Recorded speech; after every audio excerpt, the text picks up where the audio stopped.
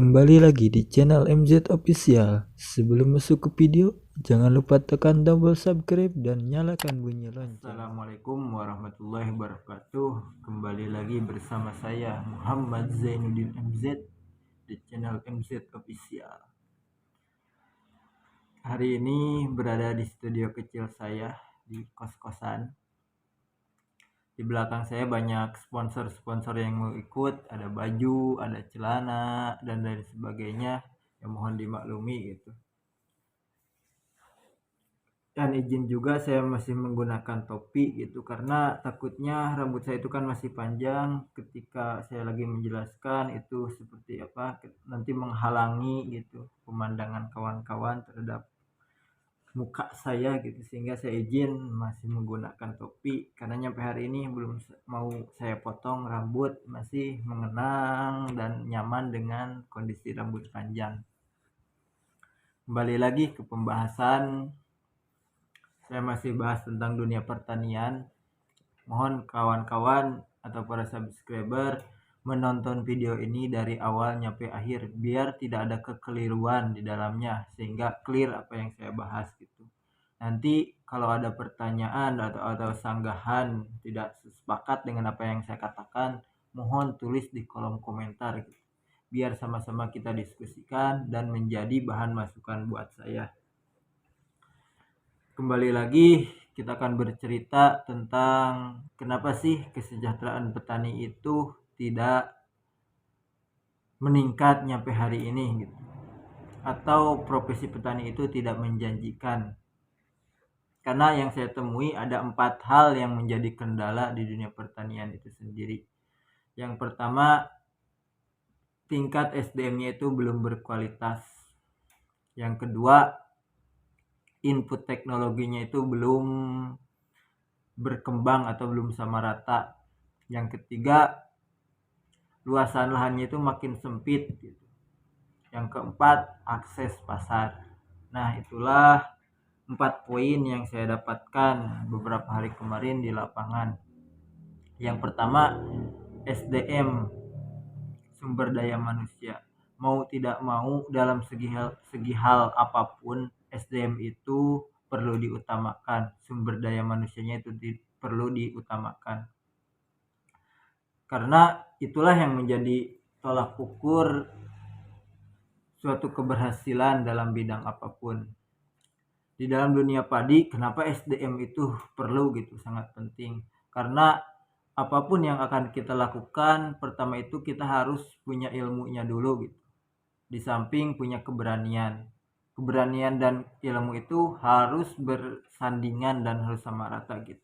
Karena kita punya ilmu tapi tidak punya keberanian, tidak akan ada hasil apapun. Begitupun kita punya keberanian tapi tidak ada ilmunya, kemungkinan berhasilnya itu kurang lah gitu. Walaupun ya dengan ada keberanian pasti akan mencoba. Namun alangkah indahnya keberanian dan ilmu itu harus bersanding gitu, harus sama rata lah. Sehingga ketika kita bercocok tanam itu dengan ada ilmunya, maka tingkat keberhasilannya itu bisa dijanjikan gitu. Walaupun tidak dijanjikannya itu 100%.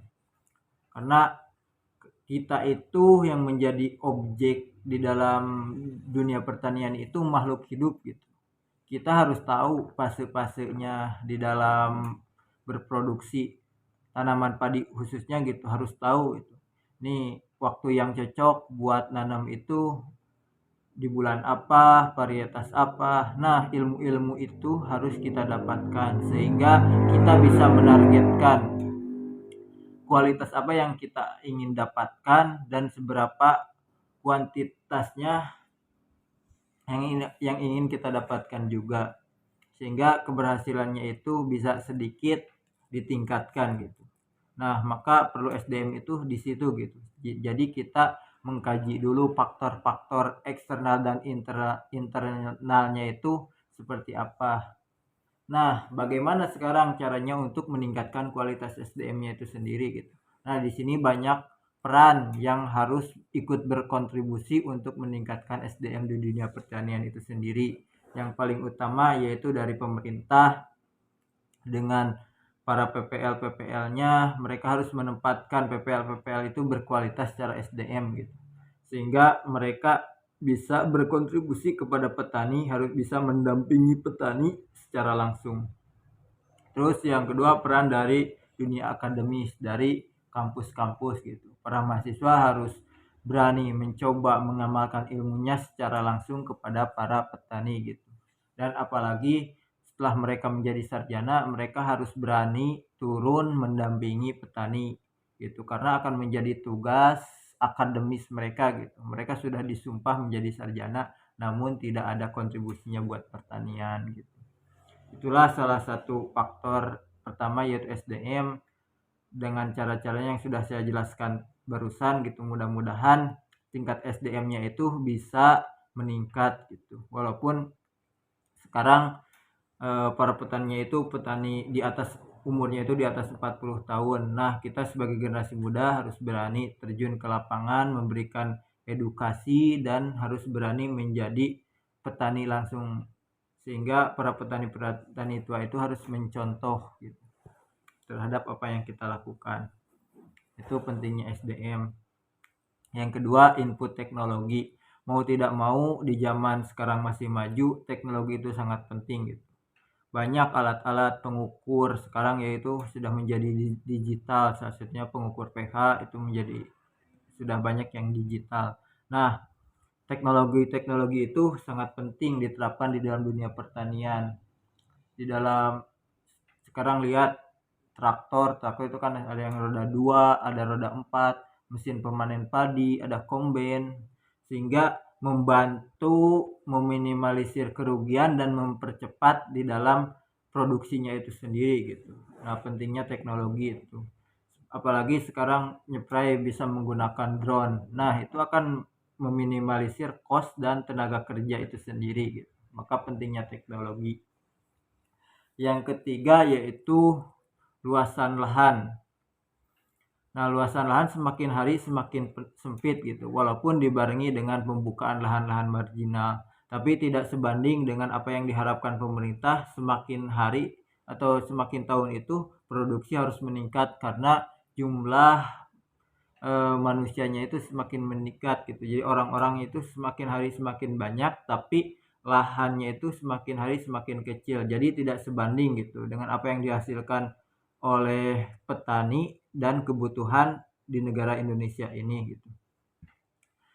Nah, itu salah satunya karena mau tidak mau lahan itu penting bagi para petani. Masuk ke dalam poin yang ketiga yang terakhir yaitu akses pasar.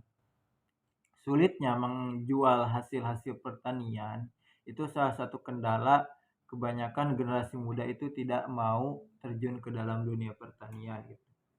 Mereka ketika ingin menjual hasil pertaniannya harus mencari tengkulak, harus langsung dijual ke pasar karena pemerintah tidak menjamin atau tidak mau mengambil hasil pertanian mereka itu. Nah, itu juga harus dipikirkan oleh pemerintah, bagaimana pemerintah harus bisa menyerap hasil pertanian dari para petani itu sendiri sehingga petani tidak bingung gitu dan tidak banyak menjual ke tengkulak, karena tengkulak kebanyakan itu mereka mengambil hasil pertanian dari para petani dan membayarnya itu mereka ada jangka waktu misalkan 1 minggu, 1 bulan, dan ada bahkan berapa bulan. Itu sangat merugikan petani. Sedangkan petani itu terkhusus petani padi mereka sudah berjuang 3 bulan mengeluarkan modal terus, namun di akhir tidak ada atau tidak mempunyai akses pasar yang jelas gitu. Mereka di akhirnya itu gabahnya dianjukkan atau dikasih ke tengkulak namun tidak dibayar langsung. Nah, mohon kepada pemerintah di situ harus hadir, pemerintah dengan bulognya harus bisa menyerap hasil dari pertanian itu sendiri gitu. Nah, itu yang saya bisa sampaikan pada video kali ini, yaitu ada 4 poin yang menjadi permasalahan petani nyampe hari ini, yaitu yang pertama dari tadi SDM-nya itu perlu ditingkatkan, yang kedua penyerataan teknologi gitu, harus meratalah teknologi di seluruh para petani. Yang ketiga yaitu luasan lahan itu harus tetap dijaga gitu, jangan sampai kita dituntut untuk produksi lebih, namun lahan kita semakin sempit. Yang keempat, akses pasarnya itu harus terjangkau gitu, sehingga petani tidak bingung lagi menjual hasil pertaniannya itu kemana. Mungkin itu yang bisa saya sampaikan di video kali ini.